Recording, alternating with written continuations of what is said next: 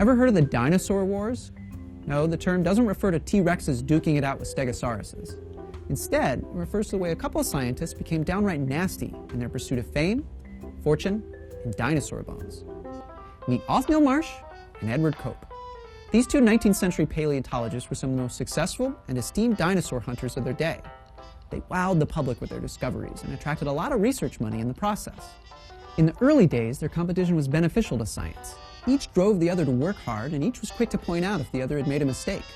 But over time, the feelings between them grew less and less friendly. And by 1890, the competition had literally become destructive. Their teams began throwing stones at one another when digging in the same territory. Both sides allegedly destroyed important sites with dynamite just to keep them out of the reach of the other, burying or obliterating a still unknown number of priceless specimens in the process. This rivalry, which had once pushed these men to advance science, now drove them to undermine it. Here's where their story can teach us an economics lesson. Under what circumstances does competition, a vital force for innovation and progress, actually become destructive?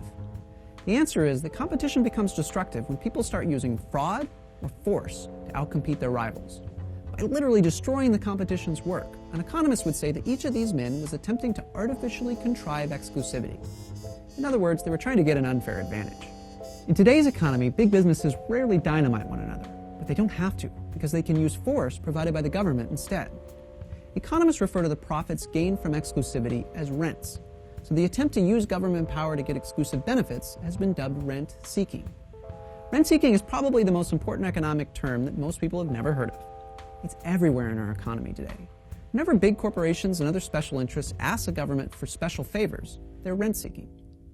They do this because government can offer them a number of special privileges. Some firms, like Goldman Sachs, CitiGroup, and GM, have obtained the privilege of a federal bailout. Others, like major agribusinesses, are privileged with federal farm subsidies. And still others, like major Hollywood production companies, are privileged through favorable state and local tax laws. There have now been hundreds of studies of rent-seeking and the economics of special privilege. These studies find that whatever its guise, rent-seeking is an enormously destructive force. It wastes resources, it slows the entrepreneurial process, and it locks in inefficient technologies. Beyond this, though, it's fundamentally unfair. It allows some to succeed based not on their ability to please customers, but on their ability to work the political system. Like the Dinosaur Wars, rent-seeking is an ugly corruption of fair competition and an impediment to progress.